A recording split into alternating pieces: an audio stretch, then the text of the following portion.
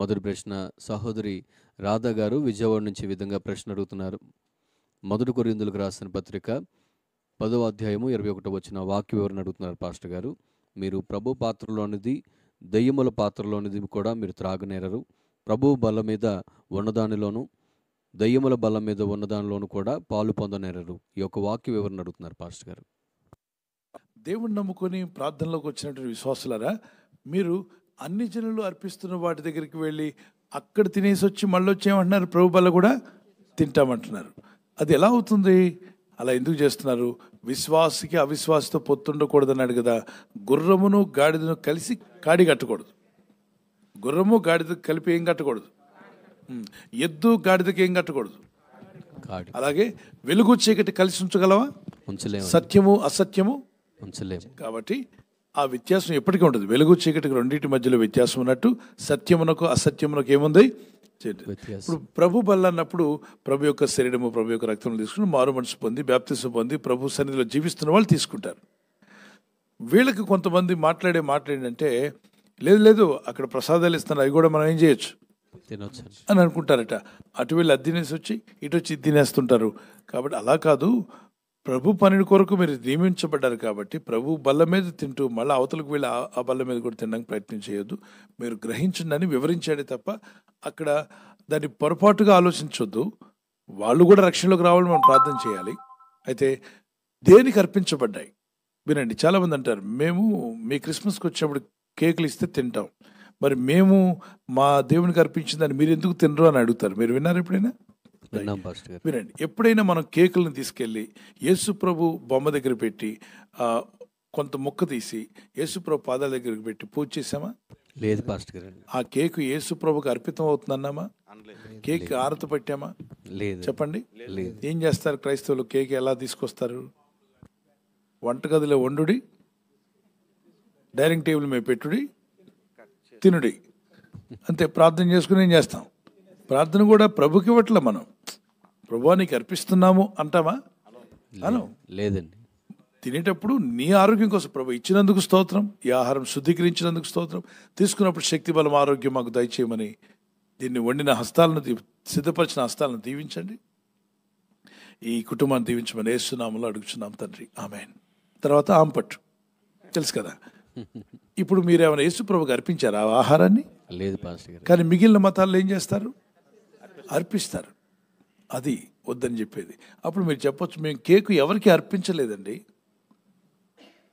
గదిలో వండాన్ని తీసుకొచ్చి మీకు ఇస్తున్నాం. మీరు అక్కడ అర్పితం అయిన తర్వాత ఇచ్చిస్తున్నారు. అందువల్ల మానవులు కలుగు చేసిన వాటిని వేరే వాటికి అర్పించినప్పుడు వాటి ప్రభావం వాటి మీద ఉంటుంది. అది మేము తీసుకోవట్లేదు, మీరు తీసుకోండి కావాలంటే. మీరు ఎందుకంటే మీరు వాటిని నమ్ముతున్నారు, మేము నమ్మట్లేదు. కాబట్టి వాటి అర్పితమైంది మాకు అవసరం లేదు. ఒకవేళ పొరపాటును తింటే ఏదో శాపం వచ్చేస్తాం, భయపడకండి. సమస్త పదార్థాలు ఎవరు చేసినవి? కొబ్బరి ముక్కలు ఎవరో ఇచ్చారు, పుట్టుకుని మీ నోట్లో వేసుకున్నారు, ఎవరో చెప్పారు అది అక్కడ అర్పించిందని చెప్పగానే ప్రభువా అని చెప్పి ఏడవనక్కర్లా. కొబ్బరికాయ ఎవరిది ప్రభువా? కొబ్బరికాయలు ఎవరు చేశారు చెప్పండి?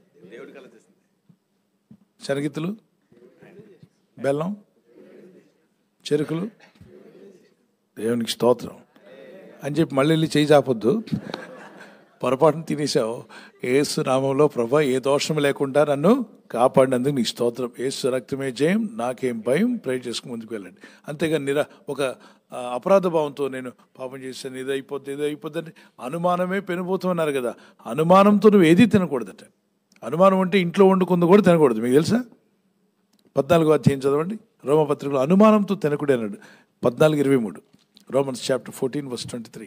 క్విక్గా చూద్దాం. అనుమానించువాడు తినిన ఎడల విశ్వాసం లేకుండా తినను. విశ్వాసం లేకుండా తింటాడు. అనుమానించువాడు తింటే విశ్వాసం లేకుండా తింటాడు కనుక దోషి అని తీర్పు నందును. కాబట్టి అనుమానంతో తింటే, ఇంట్లో వండుకున్నది తిన్నా కూడా దోషి అవుతావు. అనుమానం లేకుండా చేయండి. ఒకవేళ మీకు అది తెలిసిన తర్వాత పలానా అర్పితమని తెలిస్తే మనం వద్దని చెప్తాం. పక్కన చాలామంది నోరు జాపుకొని ఉంటారు. అవునా? కిటికీ చెప్పండి, ఎంత ఇస్తారు చెప్పండి? ఇంతే కదా ఇస్తారు. ఇంత ఇస్తారా? ఇంత ఇస్తారు. పక్కన ఉన్న వాళ్ళు ఏం చేస్తుంటారు? నీకు వద్దంటే నాకు ఇవ్వు, చాలా బాగుందనే వాళ్ళు ఉంటారు, వాళ్ళకి ఇచ్చేసేయండి. అలా కాకుండా ఎవరిని ఇవ్వగానే వద్దండి నేను కింద కొట్టడం, పిచ్చి పనులు చేయకండి. అవతల వ్యక్తి కోపం తెప్పించి వాడి దైవార్పితమని ఎంతో మర్యాదతో వాళ్ళ భక్తితో వాళ్ళు చేస్తున్నారు. నువ్వు యేసుప్రభుని ఎంత భక్తిగా ఆరాధిస్తున్నావు, వాళ్ళు కూడా వాళ్ళకి తెలిసిన వాటిని అలాగనే ఆరాధిస్తున్నారు. నువ్వు వాళ్ళని దూషించడం కానీ తక్కువ చూడడం కానీ నో, దేవుని ప్రేమను పంచు. God bless you. ప్రభు మిమ్మల్ని దీవించుగాక. ఆమేన్. గాడ్ బ్లెస్ యూ మా. Praise the lord.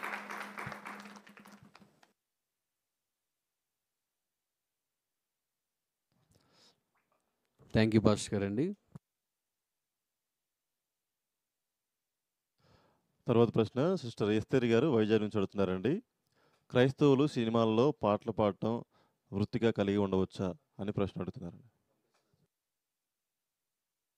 సినిమాల్లో యాక్ట్ చేయొచ్చా, సినిమాల్లో పాటలు పాడొచ్చా, సినిమాల్లో డ్యాన్స్లు వేయొచ్చా, మరి సినిమాల్లో ఏం చేయొచ్చు అంటున్నాను. హాలీవుడ్, బాలీవుడ్, టాలీవుడ్ చాలా ఉన్నాయి కదా వుడ్లు. ఈ వుడ్లన్నిటిలో కూడా ప్రభుని నమ్మిన బిడ్డలు కూడా ఉన్నారా? ఉన్నారు. ఎట్టి చెప్పండి. ఉన్నారు. ఎలా ఉన్నారు అందులో? అంటే మారు మనసు పొందలేదు, తిరిగి జన్మించిన అనుభవం లేదు, దేవుని ప్రేమను వారు రుచి చూడలేదు. వాళ్ళకి లోకంలోని విషయాలు తెలుసుకున్నారు. కొందరు ఇప్పుడిప్పుడే మారి వస్తున్నారు. వారి ప్రొఫెషన్ అదే కాబట్టి వెంటనే మానేసి ఇటు తిరగాలంటే టైం పడుతుంది. ప్రార్థన చేయండి. మరొక దీనికన్నా ఉపాధిని దేవుడు ఇవ్వగల శక్తిమంతుడు. ప్రార్థించండి. నా తలాంతులు, నాకు కూడా తెలివి, బుద్ధి, జ్ఞానం వల్ల ఈ వైన్ షాప్లో వైన్ అమ్మడం కంటే మరి ఇంకేదైనా బిజినెస్ చేసుకుంటాను ప్రభు అని అడిగితే దేవుడు మరొక మార్గం చూపించడా? వైన్ షాప్లో ఉద్యోగం, అందరికీ మందు సర్వ్ చేయడం, తర్వాత నువ్వు ప్రభుని నమ్ముకున్నావు, అది తప్పు మార్గం అని అర్థమైంది. అక్కడుండి అందరికీ మందు సర్వ్ చేయడం ఏంటి? నాకు వేరే జాబ్ కావాలి ప్రభు అని ప్రార్థన చేస్తే దేవుడు నీకు మార్గం తెరవడా? ఎట్టి చెప్పండి. మీకు హాబీ ఉంది, పాటలు పాడే అలవాటు, సినిమా పాటలు పాడమన్నారు, పాడడం స్టార్ట్ చేస్తే ఆహా బాగా పాడావు అని చెప్పన్నారు. ఇంకా పాడడానికి కొంచెం ఏవో కొన్ని సహాయం కూడా చేస్తున్నారు, గిఫ్ట్లు ఇస్తున్నారు. మరి ఒక పాటల మీద జీవిస్తారా? వేరే మార్గాలు కూడా ఉంటాయా? ఎంతో జీవన మార్గాలు ఎన్నో ఉన్నాయి కదా. సమస్త మార్గములు ఎరిగిన వాడు దేవుడే. ప్రార్థించండి. ఎంతోమంది సింగర్స్, ఎంతోమంది వేరే సినిమా ఫీల్డ్లో ఉన్నవారు రియల్ ఎస్టేట్ చేయట్లేదా? చెప్పండి. వేరే వేరే వ్యాపారాలు చేయట్లేదా? చేస్తున్నారు. అవకాశం వచ్చినప్పుడు అది పాడడానికి వెళ్తారు, ఆ పని చేయడానికి వెళ్తారు. అది అవకాశం లేనప్పుడు వేరే వ్యాపారాల్లో ఉంటున్నారు. మరి దేవుని పిల్లలు అందులోనే కాకుండా వేరే మార్గంలో దేవుడు వారిని పోషించలేడా? పోషించగలడు. ప్రార్థించండి, ప్రయత్నం చేయండి. ఇక నాకు వేరే మార్గం రాదండి, నాకు తెలియదండి అనొద్దు. నీకు తెలియదు, నీకు రాదు, కానీ దేవునికి తెలుసు, దేవుడు నీకు నేర్పగలడు. ఆమేన్. ప్రార్థించండి. ఒకే రోజు అన్ని మానేయడానికి వీలు పడకపోయినా ప్రార్థిస్తుండండి. ఒకప్పుడు భక్త్ సింగ్ గారు వాళ్ళ చర్చ్లో, మరి హెబ్రోన్ చర్చ్లోనికి చాలామంది వస్తుండేవాళ్ళు. వాళ్ళు చాలామంది చార్మినార్ సిగరెట్ కంపెనీలో పనిచేసేవాళ్ళు. ఎక్కడ ఎప్పుడైనా సిగరెట్ పేరు చార్మినార్ విన్నారా? ఎంతమంది విన్నారు? చేయొచ్చండి. రైట్. దాని పేరేంటి? చార్మినార్. ఆ సిగరెట్ల ఫ్యాక్టరీలో ఎవరు చేస్తుండేవాళ్ళు? విశ్వాసులు. అక్కడ జాబ్ వాళ్ళకి చేస్తున్నారు. తర్వాత వాక్యాలు విన్నాక రక్షించబడ్డారు, తిరిగి జన్మించారు. అయితే ఒక పెద్ద వివాదం తీసుకొచ్చారట. చార్మినార్లో సిగరెట్ల కంపెనీలో పనిచేసే వాళ్ళు మన చర్చికి రాకుండా ఆపేయాలి సార్ అన్నారట. ఎవరి దగ్గర? భక్త్ సింగ్ గారు సేవకుల దగ్గర అన్నారట. అప్పుడైతే సేవకులేమో మీరు జీతాలు ఇవ్వండి అని చెప్పారంట.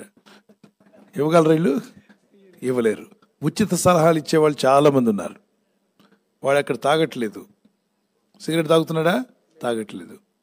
ఆ కంపెనీ వాళ్ళు చెప్పారు చుట్టమంటే చుడుతున్నాడు, అందులో వేయమంటే వేస్తున్నాడు, పొట్టలో చుట్టమంటే చుడుతున్నాడు, అక్కడ పెట్టేస్తున్నాడు. ఈలోగా దేవుడు సరిలో ప్రార్థన చేసి ఒక్కొక్కరు ప్రభా నాకు ఇది కాకుండా వేరే జీవన మార్గం ఏమని ప్రార్థన చేస్తే ఎన్నో మార్గాలు ఉన్నాయి కదా, దేవుడు తెరవడం మార్గం తెరుస్తాడు. విశ్వాసం నుంచి ప్రార్థించమని అది నేర్పమని చెప్పాడు సేవకుడు. ప్రార్థన చేయడం నేర్పించు, మోకరించి ప్రార్థన చేయడం నేర్పించండి. వాళ్ళని చర్చి అనిపిస్తే వాళ్ళు మళ్ళీ లోకంలోకి వెళ్ళిపోతారు, పాపంలోకి వెళ్ళిపోతారు. కాబట్టి వైన్ షాప్లో పనిచేసేవాడిని చర్చికి రానివ్వద్దు, మరి సినిమాలో చేసేవాళ్ళు రానివద్దు అనొద్దు. అందరూ నా ఎద్దుకు వచ్చేవారు నేను ఎన్నడూ త్రోసివేనన్నాడు. అందరూ రావచ్చు ప్రభు ఎద్దు. వచ్చిన తర్వాత దేవుని వాక్యం నేర్చుకొని మారు మనసు పొంది పూర్తిగా దేవుని మార్గంలో ఎదుగుతున్నప్పుడు సంపూర్ణలు అవుతారు. కాబట్టి వాళ్ళన్నింటిలో మార్పులు వస్తాయి. మొక్క మొదట్లో చిన్నగా ఉంటుంది, తర్వాత ఏమవుద్ది? ఇంకా అలవ చేస్తే ఇంకా పెద్ద, తర్వాత బ్రాన్ అయిపోతుంది. దాన్ని అప్పుడు కదపగలమా?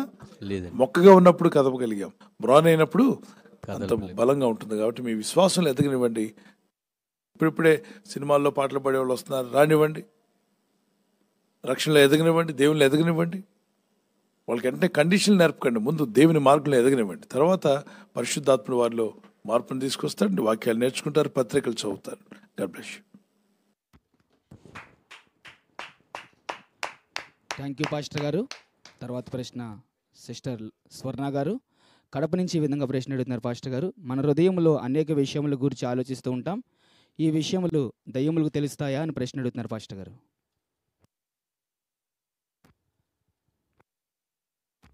ప్రశ్న మరొకసారి పాస్టర్ గారు. మన హృదయంలో అనేక విషయముల గురించి ఆలోచిస్తూ ఉంటాం. ఈ విషయములు దయ్యములకు తెలుస్తాయా అనే విధంగా ప్రశ్న అడుగుతున్నారు పాస్టర్ గారు. హృదయ రహస్యాలు ఎరిగిన వాడు యెహోవా మాత్రమే. First Samuel chapter 16 verse 6 and 7 and 8. హృదయ రహస్యములు ఎరిగిన వాడు ఎవరంట? మనుషులు పైరూపను చూస్తారు కానీ దేవుడు హృదయాన్ని చూస్తాడు. హృదయ ఆలోచనలు ఎరిగిన వాడు దేవుడు మాత్రమే.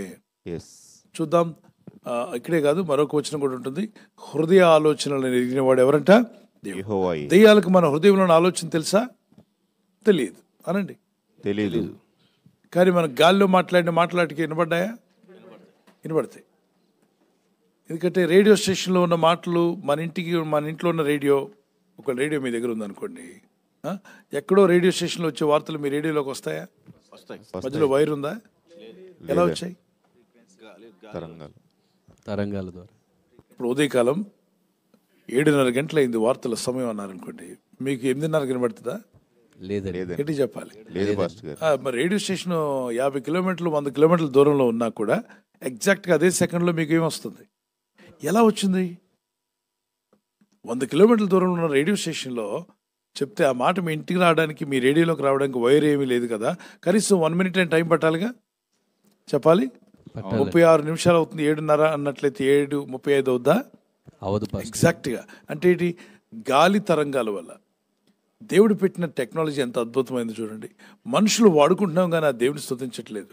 గాలి ద్వారా ప్రయాణం చేస్తుంది. అలాగే దురాత్మలు కూడా గాలి స్వరూపులు, దైవాత్మలు. గాలిలో మనం పలికే ప్రతి మాట అవి వింటున్నాయి. మరి ప్రేయర్ కూడా చేస్తున్నాం కదండి, ప్రార్థన కూడా వింటాయి కదా. నువ్వేం భయపడనక్కర్లా. ప్రార్థన జోలికి అవి రావు. ఎందుకంటే అక్కడ యేసుక్రీస్తు నామములో పలుకుతున్నాం కదా. అసలు ప్రార్థన అంటేనే వాటికి ఒళ్ళు మండిపోద్ది. ఎలుగుబంట్లు వస్తున్నప్పుడు అక్కడ నిప్పు పెడితే ఏం చేస్తాయి చెప్పండి?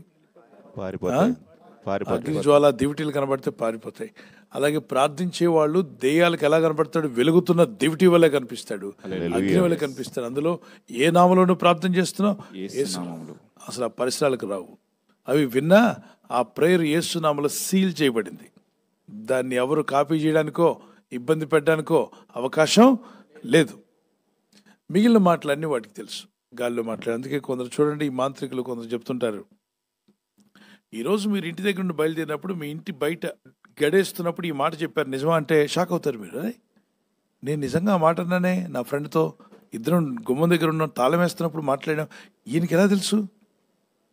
గాలి అనండి, గాలి మోసుకొచ్చింది. మీరు ఎప్పుడైనా విన్నారా? దెయ్యం పట్టినండి మన భాషలో గాలి పట్టింది అడిగన్నారు, విన్నారా? విన్నామండి. ఆ అమ్మాయికి గాలి పట్టింది, ఆ అబ్బాయికి గాలి పట్టిందని మన భాషలోనే దాని అర్థం ఉంది. గాలి పడ్డం అంటే దెయ్యాలు పడ్డం. ఈ దెయ్యాలకు గాలి వార్తలు ఏంటో తెలుసు, అవి వింటూ ఉంటాయి. కాబట్టి వాటిని చూసి భయపడినకల్లా. నువ్వు పలికిన మాట నువ్వు షేర్ చేసుకునేవి వినగలవు, కానీ నీ హృదయంలో ఉన్న తలంపులు మాత్రం వాటికి తెలియదు. దేవునికి మాత్రమే తెలుసు. హృదయ రహస్యాలు ఎరిగిన వాడు ఎవరంట? దేవుడు మాత్రమే. God bless you.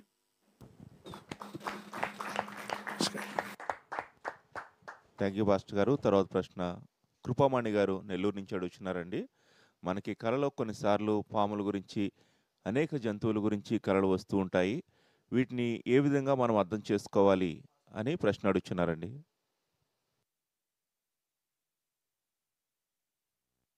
కళలో వచ్చినటువంటి పాములు కానీ, కర్రలు కానీ, మరియు కత్తి కానీ, లేదా జంతువులు మిమ్మల్ని తరుముతున్నట్టు కానీ, అడవిలో మీరు ఒక్కలే పరిగెడుతున్నట్టు కానీ, మీలో కొందరికి కళలు వచ్చి ఉంటాయి. మీరు ఎక్కడో జారిపడ్డారు, చిన్న పట్టే ఉంటుంది, పట్టుకుని ఉంటారు. తర్వాత కాసేపు అమ్మ ఏమైపోయి కళ్ళు తీసేసరికి ఎక్కడ ఉంటారు? మంచం మీద ఉంటారు. అమ్మ దేవుడికి స్తోత్రం, నేనైతే పడలేదు కదా అని చెప్పి అనుకుంటారు. ఎప్పుడు వచ్చాయి అలాంటి కళలు? వస్తుంటాయి. ఏదో ఇక అయిపోయినట్టు, ప్రమాదం జరిపినట్టు చాలా కలవరం వచ్చేస్తుంది. ఆ కళలో కూడా ఇది కళ ఉంటే బాగుండు, నిజం కాకుండా ఉంటే బాగుండకుంటే, కానీ అది నిజంగా జరిగినట్టే అనుకుంటారు. తర్వాత కళ్ళు తెరిస్తే అది నిజం కాదు. So you will feel that there are 3-4 things are involved in this. But first thing, మనుషులు బాగా కష్టపడినప్పుడు కూడా కళలు వస్తాయి అన్నాడు. అనేకమైన కళలు వ్యర్థమైనవి అంటాడు. చూడండి, when you read Ecclesiastes chapter 5 verse 5, 6, 7లో మరి కళలు ఎప్పుడు వస్తాయి చూద్దాం. 5:3 వచనం. Ecclesiastes chapter విస్తారమైన 5 verse 3. పనిపాటుల వలన విస్తారమైన పనిపాట్ల వలన స్వప్నము పుట్టును, స్వప్నం పుట్టును, పెక్కు మాటలు గల పలుకువాడు బుద్ధిహీనుడవును. For a dream cometh through the multitude of businesses. ఎక్కువ పనులు చేసే వాళ్ళకి ఆ మైండ్ చాలా బిజీ అయిపోవడం వల్ల ఏమొచ్చే అవకాశం ఉంది? గట్టి చెప్పాలి. సో ఆ మాటలు బట్టి మనం అర్థం చేసుకోవాలి. పెక్కు మాటలు పలుకువాడు బుద్ధిహీనుడగును అంటే బాగా అలసిపోయారు అనుకోండి, కళలు వచ్చే అవకాశం ఉందా? వస్తాయి. ఇక్కడ మైండ్ చాలా స్ట్రెస్కి గురైంది కాబట్టి ఏదో ఒకటి వచ్చేస్తుంటుంది. మళ్ళీ ఉదయకాలం మీరు మీ బాబును పాపను పడుకుని నిద్రపోతున్నప్పుడు మీరు మాట్లాడుతున్నారు అనుకోండి, మనం ట్రైన్లో వెళ్ళబోతున్నాం బెంగళూరు, టికెట్స్ కొనాలి ఈరోజు నేను వెళ్తున్నాను అని చెప్పి అనుకుంటే వాడు ఏకంగా కళ్ళలో ఎక్కడికి వెళ్తుంటాడు? ట్రైన్లో వెళ్ళిపోతుంటాడు. కాసేపు తను లేచి నాన్న నేను ట్రైన్లో వెళ్తున్నట్టు చూశానని చెప్పి అంటాడు. ఇది నేను అడుగుతాను చెప్పండి, ఆ మాటలు ఈ సబ్ కాన్షియస్ మైండ్ విన్నప్పుడు అవి ఏమైపోయాయి? ట్రైన్గా మారి ట్రైన్ వెళ్తున్నట్టు అనిపించింది. కొన్నిసార్లు దేవుడు చూపిస్తాడు, పాము కానీ యాక్సిడెంట్ జరిగినట్టు కానీ ఎవరు తరుముతున్నట్టు మీరు పారిపోతున్నట్టు. ఇది శోధనకు గురి. ఆ శోధన వస్తుందని గుర్తుపెట్టుకొని శోధనలో నుండి మమ్మల్ని తప్పించి ప్రభు అని ఏం చేయాలి? మీరు ప్రార్థన చేయాలి. నన్ను కానీ నా కుటుంబస్తులు కానీ శోధనలో పడకుండా తప్పించి ప్రభు అని ప్రార్థన చేయండి. ఎవరికో ఏదో కలవరం వచ్చినట్టు ఏదో ఇబ్బంది కలిగినట్టు వస్తే అది నెరవేరుతుంది, నాకు కల వస్తే మాత్రం జరుగుతుందని అనొద్దు. ఆ మాట చెప్పి అవతల వ్యక్తిని భయపెట్టొద్దు. కానీ ప్రార్థన చేయండి. ఏదో కీడు కలిగినట్టు నాకు అనిపించింది, ప్రార్థన చేస్తున్నాను, ప్రార్థన చేద్దామని చెప్పండి. డైరెక్ట్గా కళల మీద డిపెండ్ అయిపోకండి. కళల మీదే దర్శనాల మీద డిపెండ్ అయిపోవడం వల్ల కూడా నష్టపోయిన వాళ్ళు చాలామంది ఉన్నారు. ఇక వాళ్ళ సంఘము పరిచర్య మొత్తం కళల మీదే. ప్రార్థన చేసి మీకేమైనా కనబడిందా, మీకేమైనా కనబడిందా, మీకేమైనా కనబడిందా అంటే కనబడలేదంటే ఈయన ఏమైనా అనుకుంటాడని కనబడిందని అంటాడు. ఆయన అతను ఏం కనబడిందంటే ఏదో ఒకటి చెప్పాలి. ఆయన అడిగిన దగ్గర సబ్జెక్ట్ దగ్గరలో ఏదో ఒకటి చెప్పాలి. అప్పుడు దేవునికి స్తోత్రం అందరూ చప్పట్లు కొడతారు. ఇలాగా కనబడిందా అని చెప్పి అది కాదు. మనం దేవుని వాక్యమే ఆధారపడదాం. ఒక బుక్లో చదువుతున్నప్పుడు వారు ఈ విధంగా డిస్టింగ్విష్ చేశారు, ఒకవేళ డిస్క్రైబ్ చేశారని.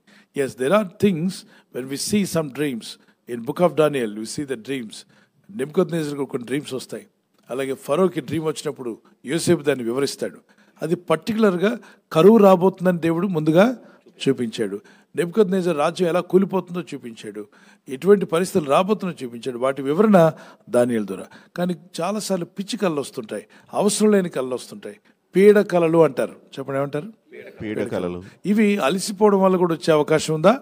ఉన్నాయి. తర్వాత ఎవరికైనా సర్పం కనబడిందంటే సర్పదోషం మీ మీద ఉంది పిల్లరా, సర్పదోషం పోవాలంటే 21 రోజు మా చర్చికి రండి అనేవాళ్ళు ఉన్నారు. No, don't tell that. If you want to invite, చర్చికి రండి, 21 వారం మా దగ్గర ప్రార్థన జరుగుతుందని చెప్పండి. 40 రోజులు రెండు బ్రదర్ ప్రార్థనలో ఉందామని చెప్పండి. కానీ వాళ్ళని భయపెట్టి గ్యాలం వేసి లాగొద్దు. సర్పదోషం లేదు, కప్పదోషం లేదు. అన్ని దోషాలు యేసుప్రభు వారు ఏం చేశారు? గట్టి చెప్పాలి, తీసేశాడు. యేసునందు విశ్వాసం ఉంచండి, యేసు రక్తంలో కడగబడండి. లూకాసువార్త 10:19 ఏది ఎంత మాత్రం మీకు హాని చేయదు, ఏది ఎంత మాత్రం మీకు హాని చేసి శత్రుబలం అంతటి మీద నేను మీకు అధికారం ఇచ్చున్నా అన్నాడు. సో మీరు శోధనలో ప్రవేశింపకుండా మెలకుగా ఉండి, మనకు కలలు రాకపోయినా ఈ ప్రేయర్ చేయాలి. ఏమని? శోధనలో తెగ దుష్టు నుండి మమ్మల్ని తప్పించమని ప్రేయర్ చేయాలి. సో ఈ ప్రార్థన ఖచ్చితంగా చేస్తున్నాం. కూడా కళ వచ్చినా, శోధన వచ్చినా, ఏదనిపించినా we are already prayed. We have put the supplication to the Lord, and God will take care of it. God bless you. Praise the Lord. Praise the Lord.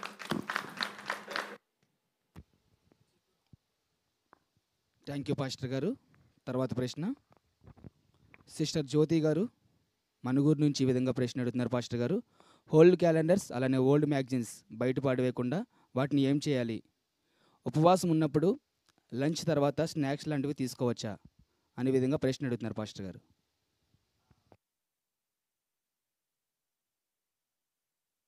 Okay, మీరు అందులో ఉన్న సారాంశాన్ని చదివి నేర్చుకొని ఇతరులకు కూడా ఇవ్వగలిగితే మంచిది. అవి పూర్తిగా పాడైపోయి ఓల్డ్ అయిపోయి ఇప్పుడు ఏం చేయాలి? వాటిని బయటపడేస్తే ఎవరో ఒకరు తొక్కే అవకాశం ఉంది. చెత్తలో పడేస్తే దేవుని వాక్యం చెత్తలో పడడం మనకు మనసు లేదా ఆ పని చేయం. ఇప్పుడు ఏం చేయాలి? బాగా పాత అయిపోయింది. ఇంట్లో సెల్ఫ్లని ఇల్లు మారుతున్నారు అనుకుంటాం, నీకు చాలా లోడ్ ఎక్కువ ఉంది, ఇప్పుడు ఏం చేయాలి? మీరు ఏం చేయాలి చెప్పండి? జాగ్రత్తగా కట్టగట్టి బీరువాలో పెట్టండి. పెడతారా? నేను పెట్టమన్నా మీరు పెట్టరు, నాకు తెలుసు.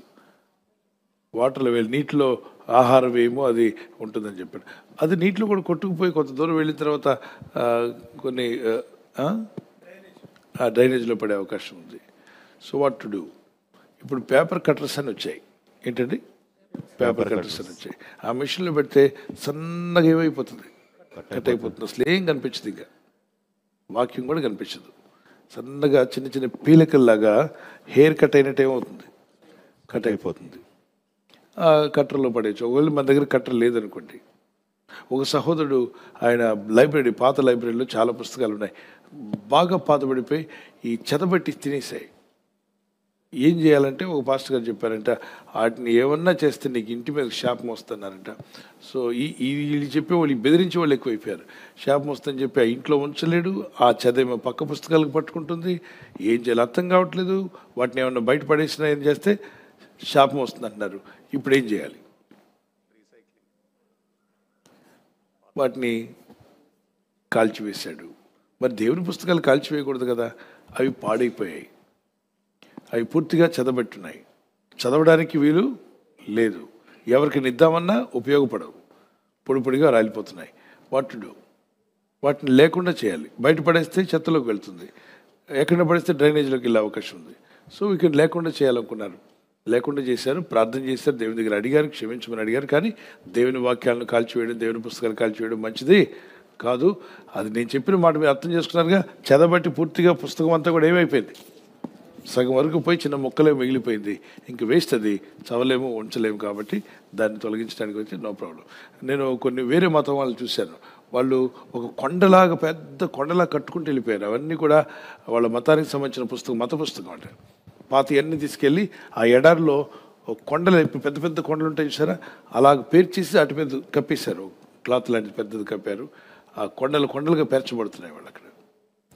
మన దేవుడు వాక్యమై ఉన్నాడు, సజీవుడైన దేవుడు. ఆయన మన హృదయంలో ఉంటాడు. మనం సేవిస్తున్న దేవుడు గుండెల్లో ఉంటాడా, లేకపోతే గోడల మీద ఉంటాడా? గుండెల్లో ఉంటాడు. మన దేహం పరిశుద్ధాత్మకు ఆలయమే.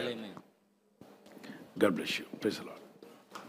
థ్యాంక్ యూ పాస్టర్ గారు. సిస్టర్ మరొక ప్రశ్న కూడా అడుగుతున్నారు పాస్టర్ గారు. ఉపవాసం ఉన్నప్పుడు లంచ్ తర్వాత స్నాక్స్ లాంటివి తీసుకోవచ్చా అని అడుగుతున్నారు.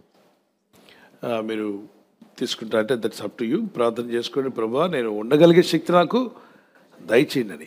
మెటబాలిజం అనేది 40 దాటిన వాళ్ళకి, 45 దాటిన వాళ్ళకి ఒకలాగా పనిచేస్తుంది, 40 లోపు ఉన్న వాళ్ళకి ఒకలాగా పనిచేస్తుంది.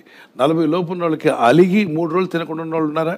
భర్త మీద అలిగి, భార్య మీద అలిగి, ఇంట్లో వాళ్ళ మీద అలిగి 2 రోజులు తినకుండా ఉన్న వాళ్ళు ఉన్నారా లేరా? చెప్పండి. ఆకలేదు. ఆకలేసే టైంలో ఏదైనా పని కల్పించుకుంటే ఆకలే మర్చిపోతాం. కొన్నిసార్లు పని చేస్తూ ఉన్నాం అనుకోండి, 2 అయిపోయినా పని అవ్వాలి రిజల్ట్ అని ఆశిస్తుంటే 2:30 అయిపోద్ది, 3 అవుతుంది. ఆకలి ఉంటుందా? ఉండదు. అరే ఈరోజు ఆకలి లేకుండా జరిగిపోయింది కదా అని. కొన్ని మార్లు అలిగి తినకుండా ఉన్నవాళ్ళు ఉన్నారా? 30 ఏళ్ళు, 25 ఏళ్ళు ఉన్నవాళ్ళు. 45 దాటిన తర్వాత ఉండాలన్నా ఏమవుతుంటుంది, ఉండలేదు, బాడీ షేక్ అయిపోతుంటుంది, అంటే షుగర్ లెవెల్స్ తేడా వస్తున్నాయి. అటువంటిప్పుడు మీరు తీసుకుంటే ప్రార్థన చేసుకుని తీసుకోండి. కానీ ఫాస్టింగ్ ఉండడానికి శక్తిని మనం ప్రార్థన చేయండి, ఉండడానికి ప్రయత్నం చేయడానికి. కొద్ది రోజుల తర్వాత అది అలవాటు అయిపోద్ది, మీ మెటబాలిజం దాన్ని అడ్జస్ట్ చేసుకుంటుంది, ఆ ఎనర్జీ లెవెల్స్ వచ్చేస్తాయి. కనుక ముందు సైకలాజికల్గా ఆకలేస్తుందా, నిజంగా ఆకలేస్తుందా నాకు చెప్పండి.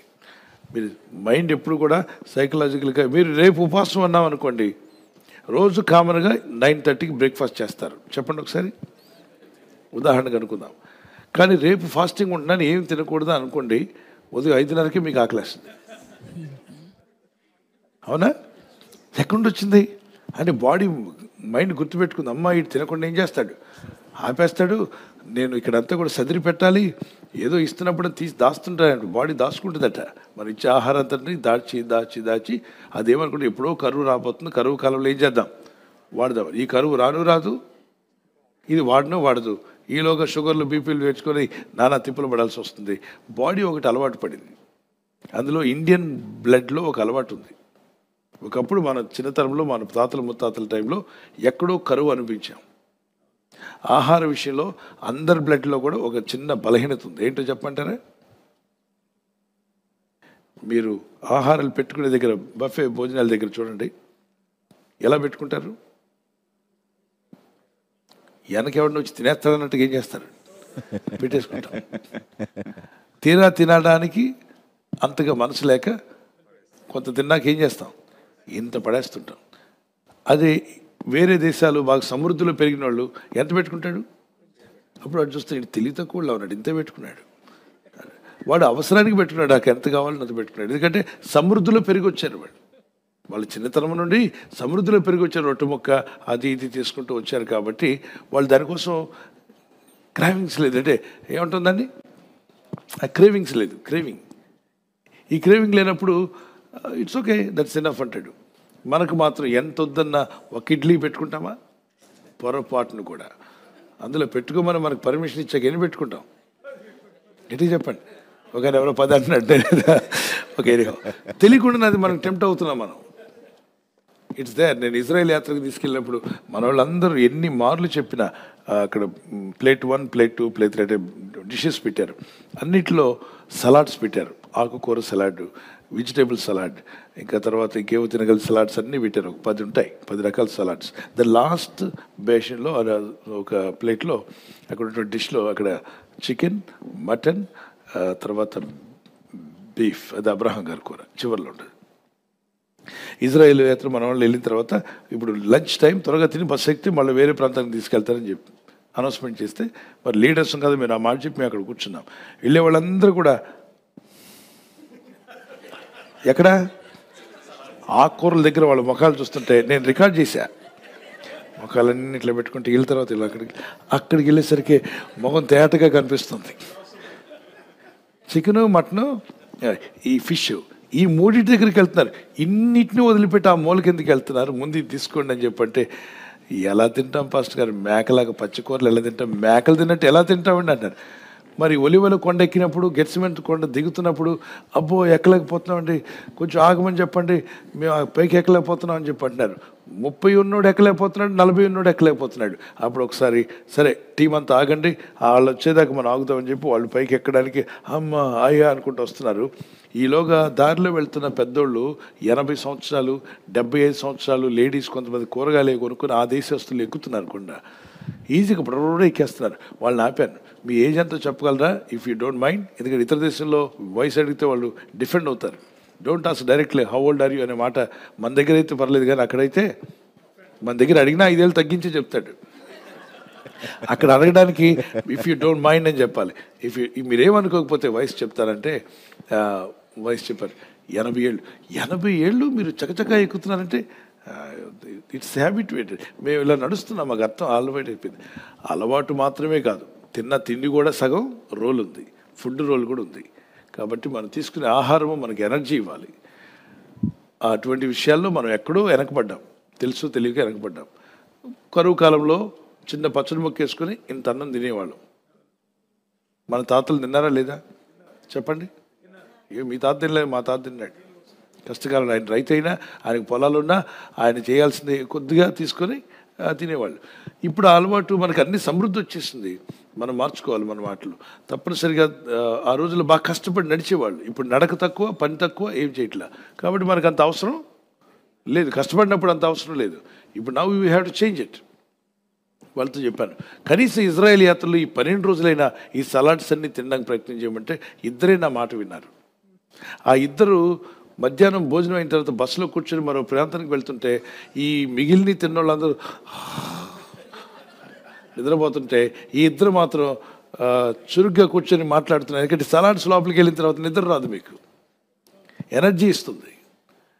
అన్నం లోపలికి వెళ్ళేటప్పుడు అన్నం ఉంటుంది, మాధుర్యంగా ఉంటుంది. అన్నపూర్ణ ఎంత బాగుంటుందో కదా. తిన్న తర్వాత తినేంతవరకు బాగుంటుంది. తిన్న అయిపోయిన తర్వాత ఏమనిపిస్తుంది చెప్పండి, నీరసం అనిపిస్తుంది. యాక్టివ్గా పని చేయాలంటే చేయలేం. బస్సు ఆపాం, ఇక్కడే పలానా దగ్గరట పలానా విషయం, రండి దిగుదాం వెళ్దాం చూద్దామంటే 4-5 లోపలే కూర్చొని రాలా. ఎందుకో తెలుసా, లోడ్ ఎక్కువైపోయింది, బాడీకి ఎనర్జీ రావట్లా. వెళ్దామంటే సర్లేండి మేము బస్సులో ఉండి చూస్తామండి. మీరు ఇజ్రాయెల్ వచ్చింది ఎందులో చూడడానికి, దిగి చూడాలి కదా. సో ఎందుకు ఈ విషయం జరుగుతుందని చెప్తున్నానంటే మనం తిన్న ఆహారం కూడా మన ఆరోగ్యం మీద చాలా పనిచేస్తుంది. కాబట్టి what you eat what you are అన్నారు. మార్చుకుందాం. అలవాట్లు మార్చుకోలేమా? ఆహారపు అలవాట్లు కూడా మార్చుకుందాం. అలవాట్లు మార్చుకున్నట్టు దేవుడు శక్తినిచ్చును గాక. God bless you. తప్పనిసరిగా. థ్యాంక్ యూ పాస్టర్ గారు.